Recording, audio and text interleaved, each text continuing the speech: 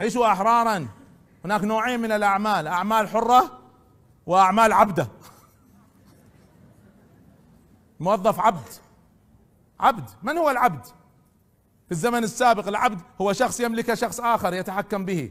ممنوع العبد يدخل ويخرج الا باذن سيده، ممنوع يسافر الا باذن سيده، ممنوع يصدر قرار ولا يتصرف الا باذن سيده، وسيده يعطيه شويه فتات يعيش عليه. في السابق يسمونهم عبيد، الان يسمونهم موظفين.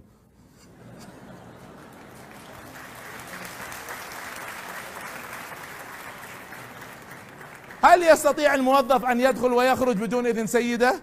هل يستطيع ان يسافر بدون اذن سيده؟ هل يستطيع يتخذ اي قرار بدون اذن سيده؟ والمبلغ اللي يعطوكم اياه في نهاية الشهر، هل يسوى عقولكم وتدريبكم ودراستكم كل هذه السنين؟ اذا هي عبودية.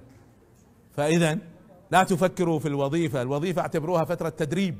ما في مانع واحد ياخذ وظيفة 3-5 سنوات يتدرب، يعتبرها تدريب، لكن اعملوا لكم مشاريع. الذي ينهض بكم وينهض بأسركم وينهض بكل البلد هو القطاع الخاص وليس القطاع الحكومي. فهذا مبدأ أساسي في كل البلاد في كل مكان.